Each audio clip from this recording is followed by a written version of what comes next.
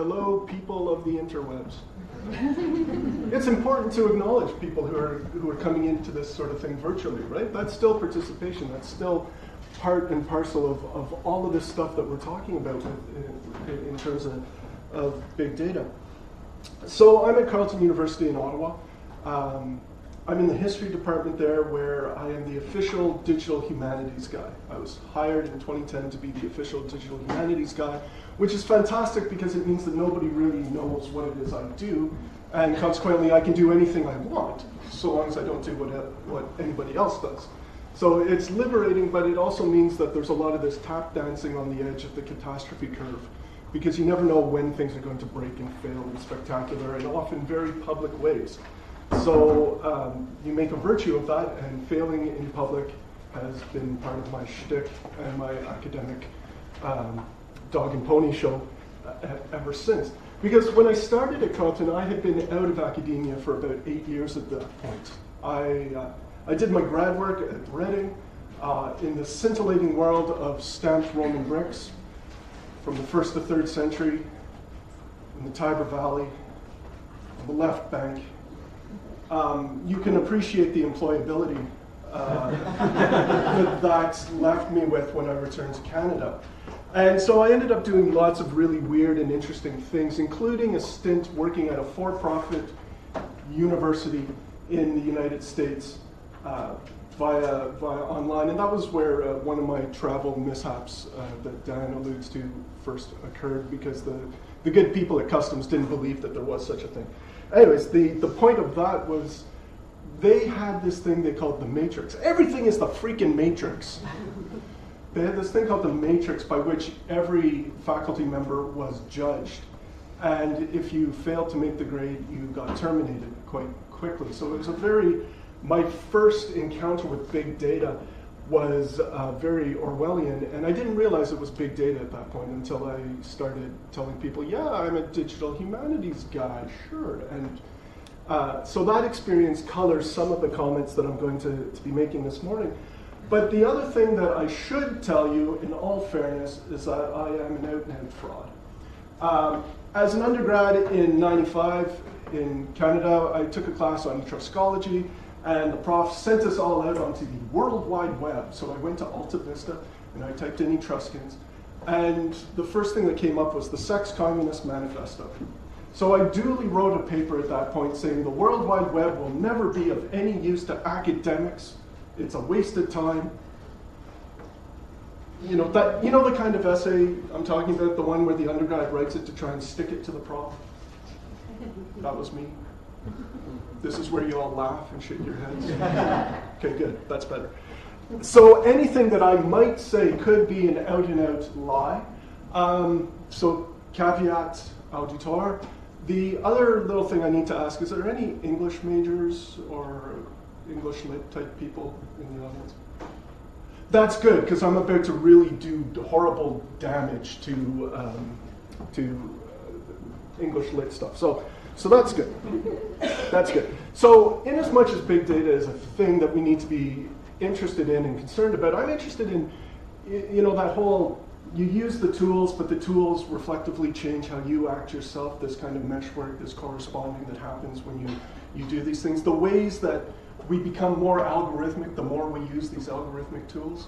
So that sort of thing interests me a lot, but I worry that things are getting out of control, and being the only DH guy in the department, I get put on every online committee at the freaking university, and every administrator wants to sprinkle magical digital fairy dust, and money will rain down, and glory, hallelujah, cherubs, all the rest of it. So I'm kind of reacting against that. So the rhetorical use of big data. So the plan, insofar as I'm capable of sticking to a plan, is to talk about what makes big data Gothic, humans as things, thick data, and then big data. And I was, yeah, okay, that's good. You can laugh. I thought it was kind of clever when I came up with it, jet lagged and hyper coffeeed and. It's not funny? Okay. Incidentally, in terms of sharing data and things like that, I make a habit of putting all of my presentations online. You can get the source code from this at bit.ly/grain-big-data. This is a markdown document that is pumped through a template for people who are interested in workflow kind of thing. No, just me? Okay. So I'm going to do some violence here. With the sheer amount of data that's out there, that's always on, always connected, always under surveillance, it forces us to take stock and rethink their place in the world. And this kind of thing has happened before. There's nothing inherently new about these kinds of information changes. We've already had one information revolution. We're having another one. And reaction to that the first time around, maybe not the first information revolution, but more industrialization, anyways, Gothic stuff. And at the risk of undermining what humanity's street cred I have, I'm conflating Romanticism with Gothic and boiling the Gothic all the way down to just this slide. This is Gothic. This is all you need to know. Does that make sense? Kind of? Humor me, okay? What I'm looking for is the annihilation of self, the terror of the vista, the terror of the emotional frisson, the way that we sublimate ourselves such that only the sublime feeling remains.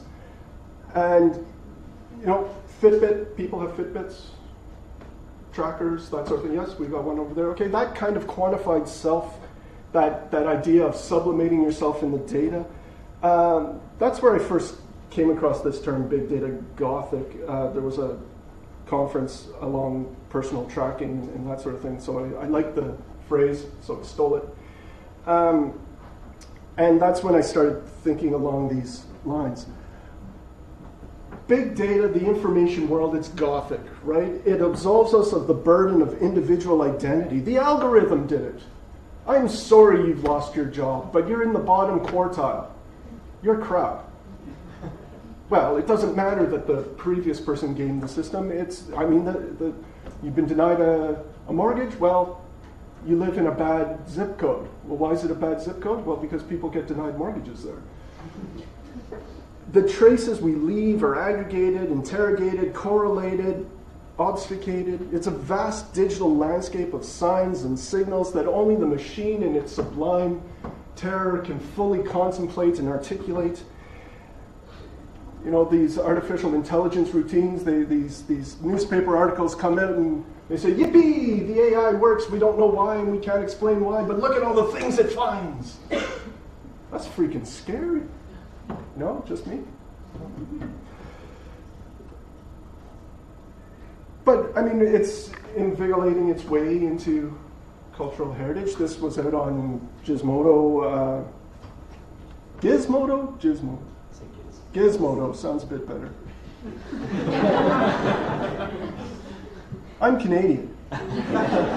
So, showing aggregate data of your cell phone pinging for Wi-Fi. You're not even connected, but you're still being surveyed, and it's a site, it's a map to warm the heart of any museum administrator, right? We know where people are. Visitors are a nuisance. They get in the way. They obstruct the free flow of people to the gift shop. So we need to know. And there's no time here to think about how this dot over here felt when she looked at the painting and how it reminded her of seaside holidays with her grand 20 years earlier. We don't care about that. We just care that in aggregate somebody stands there. It's short steps from monitoring more or less anonymous Wi-Fi noise to, say, installing museum panels that watch you back and measure and quantize how much attention is being spent, right? When I was an undergrad, periodically professors would come into the classics department and they'd say, we gotta go, it's an emergency. And we'd all run over to the library and we'd start pulling books off the shelves and leaving them strategically around the library so that the librarians, when they went through their number crunching exercise, would say, ooh, wow, l'année philologique, it's being used very much these days. We've got to keep that, right?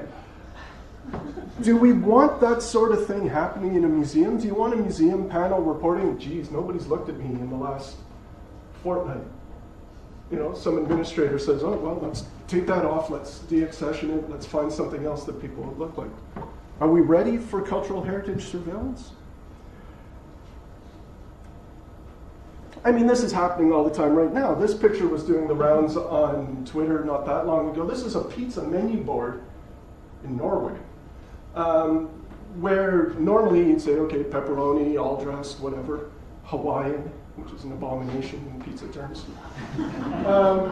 And in the background, the menu crashed, and in the background, the API that is watching the individual customers is collecting lots of demographic information, scoring their attention. It's only short steps to correlate that information then with credit card receipts or other things, right? This data, this technology is out there. Surveillance capitalism is not a good thing. Do you want surveillance cultural heritage to go with it, right? Because it is a truth universally acknowledged that any digital presentation ought to have at least one XCKD comic in it at some point. But the point made earlier about the lack of ethics training to the comp sci people or the marketing people, and let's just throw all of these variables together and see what happens next. We are all living inside this vast experiment that not even its framers fully understand, right? Do you remember that Microsoft chatbot they built, was it last year, Tay? I'm a teenage girl, right? I'm sorry, that was horrible. I slipped into undergrad lecturing mode right then, and you do odd things to try and make sure that everybody's still with you, right?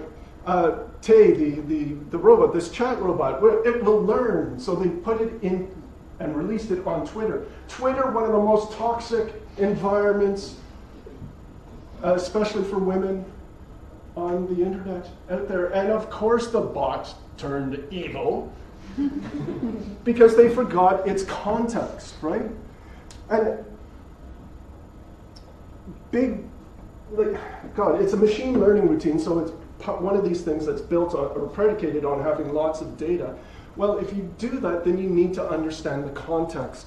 And the big data folks who aren't us often forget that. And then we, on our turn, often forget that non-human actors are part of this too. Right? There are robots out there, and we have to think about robots because they are doing a lot of the work on the internet, and they are doing a lot of the work that affects what we see on the internet. One of my first big projects at Carleton was this wonderful thing called Heritage Crowd. It was a crowdsourcing cultural heritage platform. It was the bee's knees. It was going to do wonders. And it got totally and irrevocably hacked by a bot selling Viagra to another bot. Way to start your official tenure track academic career, Shawn. But there are lots of bots happening. If you look up Wikistream and you tick off just the bot actors, you will see just how much activity is happening across Wikipedia right now, controlled by bots. If you have the misfortune of following me on Twitter, you know that I also build Twitter bots, because why not? And these things can get quite complicated and out of control as well, too. And I mean, even good bots fight.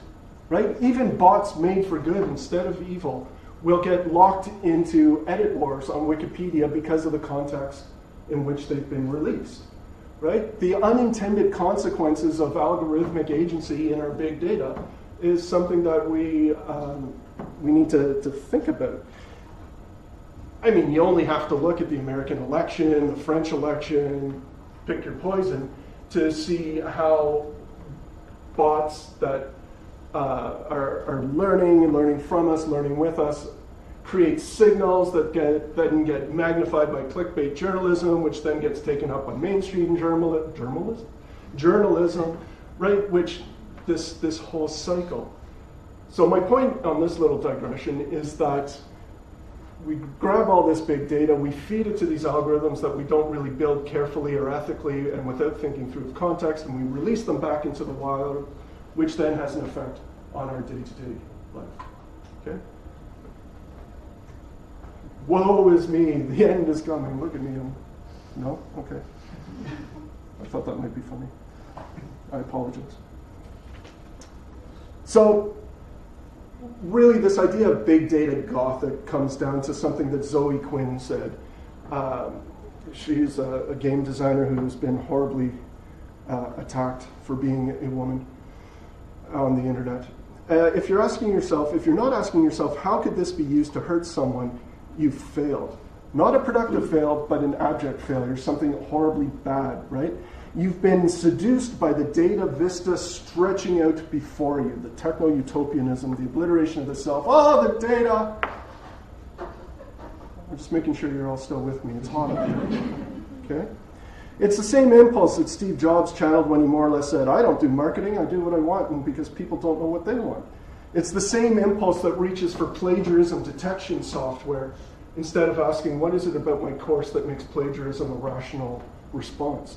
It's the same impulse that gives us ProctorU, which sounds like some kind of male health thing, to monitor students in online courses. It's the same impulse that makes us reach for the fancy gee-whiz gizmo that monitors cell phone signals in a museum instead of maybe doing something like space syntax and actually having people sitting there and watching how people move, right?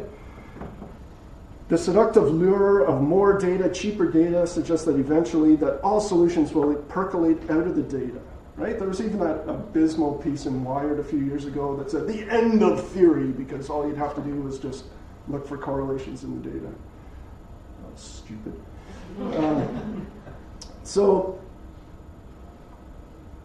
the question of who decides what counts as data and who does the counting, right? That's important. So, I mean, I'm concerning myself with the rhetorical, the tactical, the strategic use of the phrase big data and the unthinking application of its methods. I'm not against data science per se and the interesting things you can do when you've got aggregated information. I did write a book with big data in the title. They kind of insisted on that, the publishers.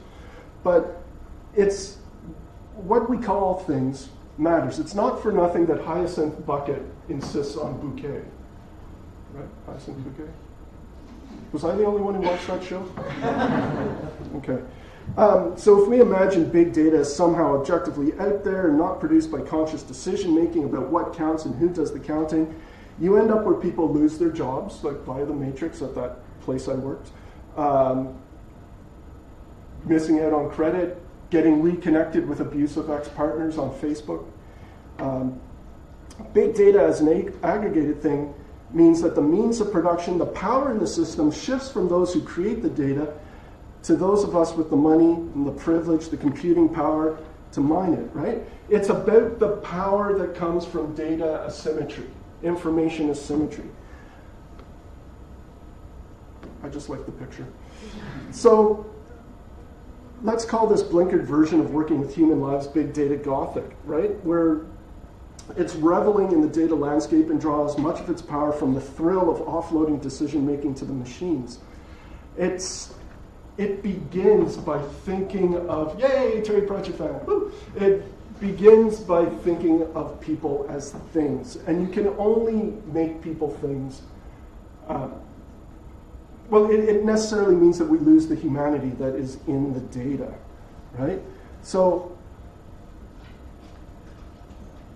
we, like Melissa said, and like Ethan said, and Dan, we have to bring that humanistic side of archaeology and heritage practice into data again to remind the comp sci people, the marketing people, the business people that we're still dealing with humans here, right? We have to make data that remembers its humanity. So far, so good?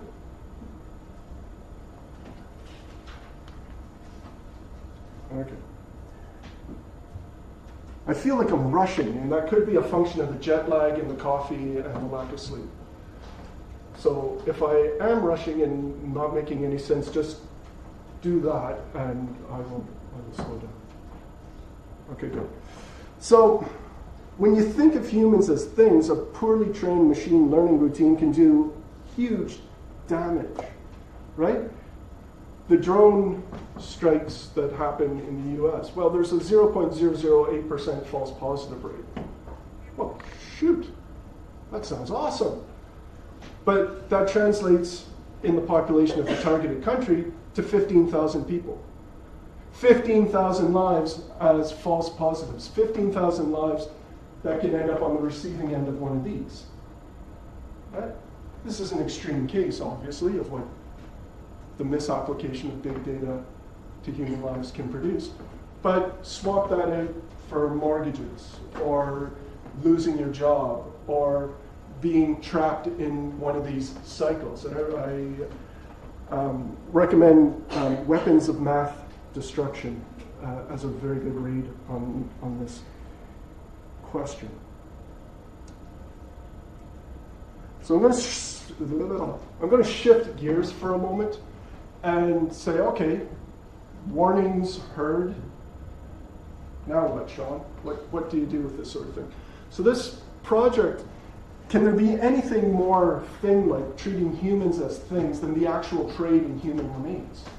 Right? There's a thriving trade online, and particularly Instagram, Etsy, and other locations, on this literal commodification of humans.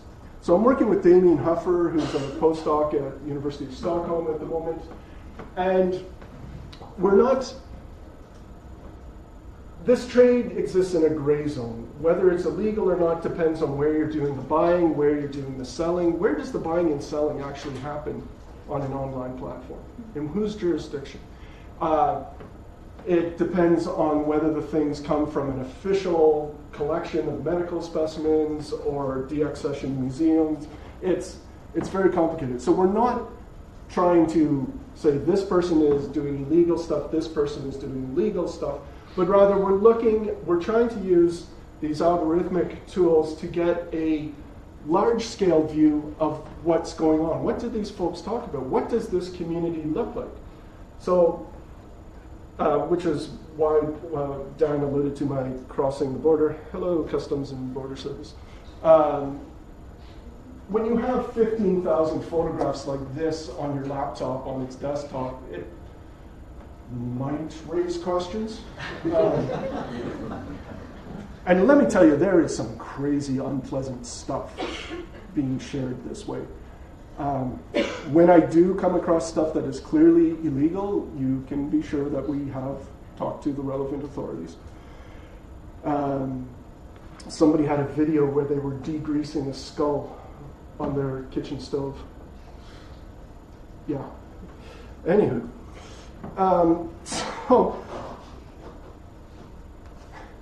So I tried explaining to my mom what I do. She thinks I do tech support. I say, okay. So we take a lot of different big data tools to try. So the kind of stuff that Melissa was talking about wanting to see more of in the high performance computing around here, word vectors and topic models, and these are approaches to unstructured text. Right? So if you have dirty data, gnarly data, data with bumps in it, data that is pretty awful, these are ways of trying to work with that. And in this example here, we have taken all of the text and comments with these 15,000 photographs, and we have used the trillion word corpus, which is an annotated list of words and all of their meanings, where the sentiment value is assessed. And so we say, okay, well, what do people talk about? What counts as negative and what counts as positive in this corpus? Are museum specimens a positive thing? Are archaeologists a pain in the butt? You can ask those kinds of questions of this data. And you get oddities being the worst word ever in this entire corpus. And like, work, love. I love your work. I love how you turn that cranial suture into earplugs. People do that. But it points to a problem, right? The corpus that we're using is annotated by people who never imagined that other people are going to be trading human remains. Oddities in day-to-day ordinary language probably isn't a positive thing, but it's a really awesome thing in this trade. So it's not just the tool itself, but it's also all of the training data that makes the computer able to do this work. Another part of the problem. You can do something called word vectors. A word vector is a kind of bottom-up approach to understanding what words go with other words. If you can imagine word space as an actual geographical space, you can say, okay, well, what word is closest to human skulls? And you can map out a distance from the word human skulls to words that are far away. Well, the closest word to human skulls is skull and gift ideas. Nothing says love like a skull for Valentine's Day. That was an actual quote.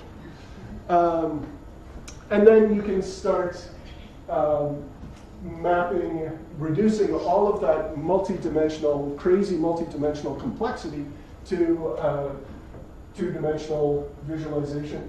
And you can start seeing that people who say they love skulls, which is a hashtag in this, they're also quite into antique taxidermy. You see med school and antiques come close to close. You can spend a lot of time staring at this stuff, going squiffy as your eyes start to cross. I have astigmatism in both eyes. I hate visualizations because they are hard for me to look at after a while. This material, incidentally, is out for peer review at the moment. Yes, sir? I just wanted to ask to make sure I understood that these are visualizations of the data from the Instagram project that you mentioned earlier. Right? Yes, yeah, so this comes from hashtags and comments off of Instagram specifically. Yes, yeah. And it's not the visual, it's not the photographic data itself yet. Right. But we do deal with that stuff too. And it should be, if all goes according to well, reviewer 2, if you're in the room, we love you. We submitted it to Internet Archaeology, so hopefully it'll be out very soon. But the other really lovely thing about vectors is that you can define binary pairs. Male, female, yes, no, positive, negative, good, bad. And you can see where all of the words in the corpus fall along that spectrum. So you can do that like this. You can do that like that. Take two distinct vectors and cross them, and you define for instance, this is the for sale to not for sale vector, and the negative to positive vector. So negative was defined by looking for words like bad, awful, the worst. Positive was good, great, awesome. For sale, not for sale, not for sale. So you end up with things that are for sale and negative, so words that are bad describing for sale things, words that are good, not for sale, negative, positive things, not for sale. So you can see that a really positive phrase for sale things are Christmas gifts, Etsy gifts, Etsy UK, the Gothic home. You start seeing that there are really interesting overlaps with communities like the tattoo community. We also are able to get the location data off a lot of these posts, and when you plot all of that stuff out with locations of tattoo shops across the United States, there are some interesting patterns there. So we've got all of this data, and oh yeah, here's a dreadful network visualization. Forget about it. I don't want to talk about it. It's awful. But basically, well, okay, I'll tell you what this means. These are 26 quasi-commercial accounts buying and selling bones, connected by followers in common. Followers in common, we're looking at approximately 175,000 individuals. Let me tell you, my data rates in Canada are awful, and so don't do this at home. Do it on a university connection when you're scraping this kind of information. I'm trying, folks, I'm trying. So you see this, that there are very clear communities of generalists, specialists, enthusiasts, different kinds of communities that then start mapping to other kinds of antiquities, for instance, or other kinds of illicit goods, right? It's worth remembering that the information asymmetry here, Instagram's API in terms of service clearly promote commercial uses. The platform isn't neutral here. And Instagram is not about photo sharing. It's about information brokering. That is its core business. Don't be deluded to thinking it's all about photos. So when we do this kind of research, we have to think of Zoe Quinn's question, who could this research hurt? The trade is legally and ethically gray, and even though I sent this to our ethics board, and they said, yeah, they posted all online, we're good to go. Just because stuff is posted online doesn't give us the right as researchers to repost it or to out someone as being part of this trade. So we do make our code available. We do make our basic data available. We do strip usernames from the data, but you could, with care and a bit of legwork, eventually reinflate the data set to all of the original metadata.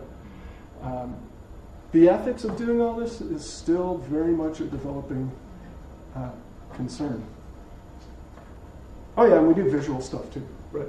So you can measure hue, saturation, color within all of these photographs and start trying to plot them against number of likes. Is there a visual grammar, right? Is there something going on visually that is at odds with what is being said publicly? This is not for sale, the post might say, but you can buy the stand.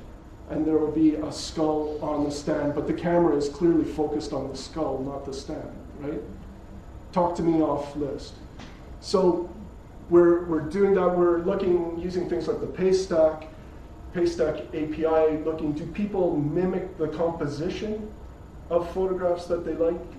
Is there a style that is explicitly about selling, a style that is explicitly about sharing? You know, tourist photographs of the catacombs don't come up in this data set, right? Because they're doing things very differently. They talk about the pictures differently. They compose the photographs differently. Those are dreadful visualizations. Please forgive me. So what I'm talking about here, right? The people who, when you really start to use a platform like Instagram or something like Twitter, I've got something like 70,000 tweets on Twitter now. I did the math, that works out to about 2 academic books I could have written instead. But you start performing for the affordances of that platform. That platform starts to change how you communicate, right? And you start doing things to circumvent the way power is constructed in these platforms. Dana Boyd does research on teenagers and their use of Facebook. And she talks about the ways they construct identities for consumption on Facebook versus other platforms. So the danger with the template itself is that it becomes an algorithmic prison.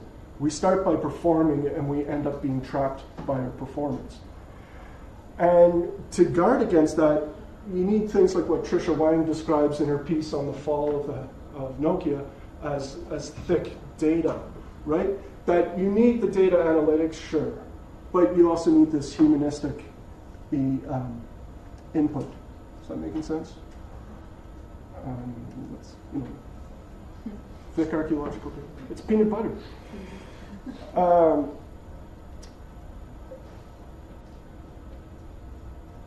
We can benefit from things like TDAR, Open Context, ADS. These are repositories for thick archaeological data. And there's a debate happening right now across Twitter and blogs with people like Bill Caraher, Andrei Kostopoulos, Eric Paler, Dimitri Nastas, on what will it take to actually make open data available. And Andre has this piece about the prestige economy in archaeology, where we don't share that data, and how controlling data is central to how the more senior you are, the more you are, you need to control that data to maintain your seniority.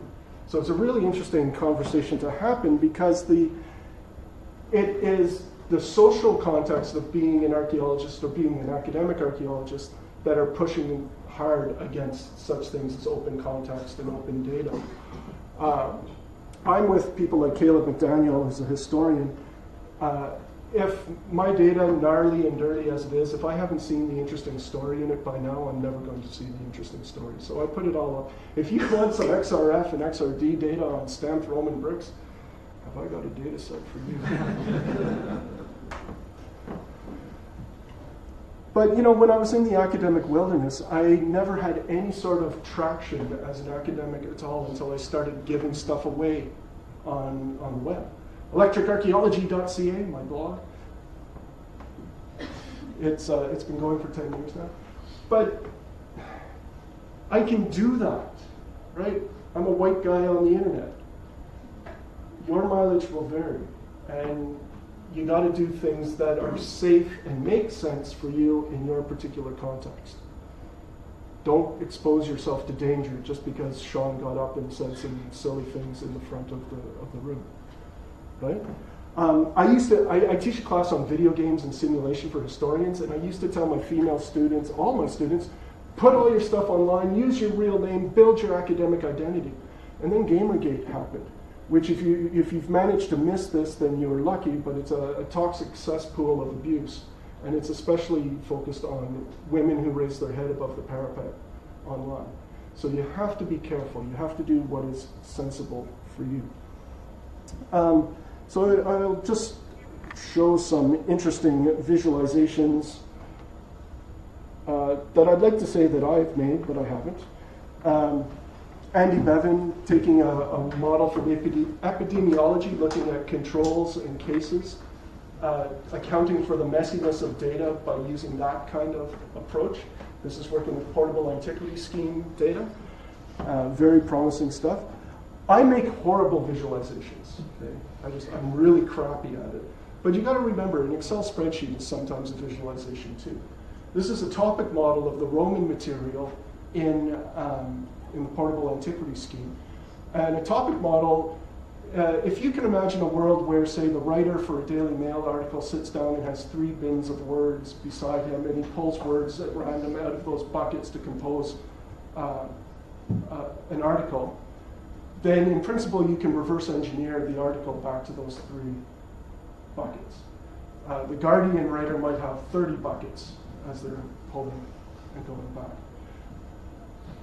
So I take all of the descriptions of artifacts in the portable antiquity scheme. I create anywhere from 10 to 150 topics to try and see what kinds of patterns are emerging out of that. This looks a bit like a playing a piano roll or an old punch card, but the red are topics that are so weak that we can forget about them. The green and yellow are topics that actually seem to account for something. And it turns out that the Roman stuff in the portable antiquity scheme is all a bunch of coins, which you could have learned doing other things, but science, right?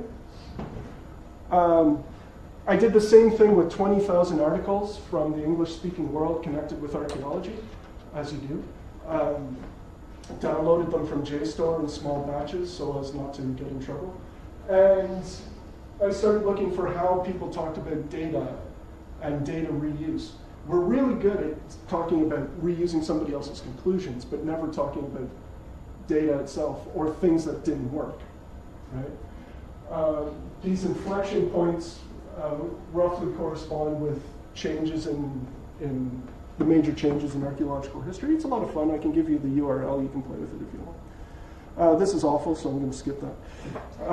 But you can also do topic models on the actual context sheets for an excavation, right? The final excavation always has this very neutral voice of the principal investigator. But if you topic model or do word vectors at the level of the context sheets itself, the voices of the original excavators come back out again. I did this with the site diaries from Ken and Tepe as well that are in open context right now. And there was clearly a really bad couple weeks one year. There's a whole bunch of topics about Nazis and son and bastards, and returns the humanity to the process of archaeology. Yeah?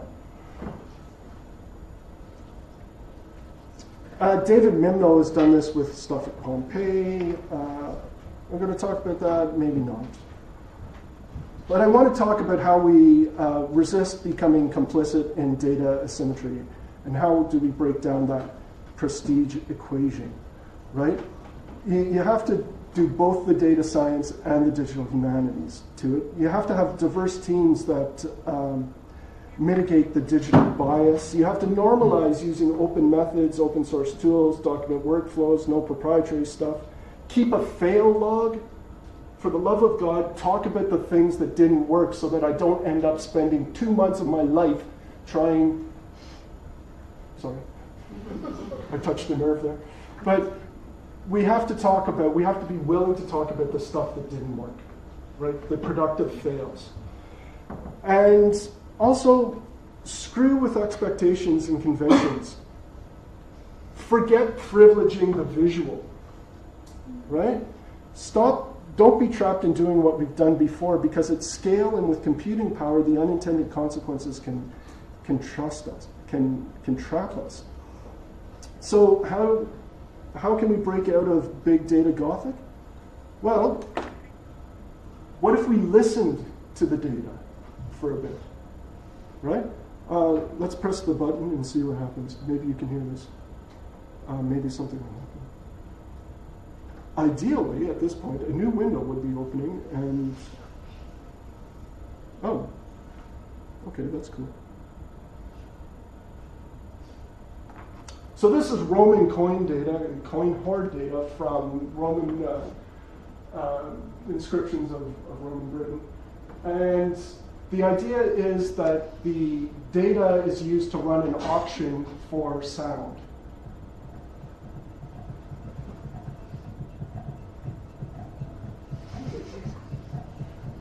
Dan, I danced for you and you didn't even look. So what you're listening to, we're moving from the northwest to the southeast along Watling Street. And as the music becomes more complex, more complicated, it means that the underlying data has become more complex and more complicated.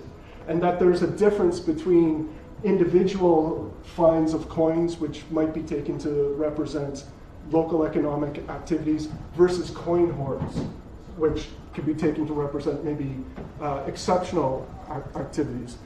And you can't really hear it, but trust me, it's awesome.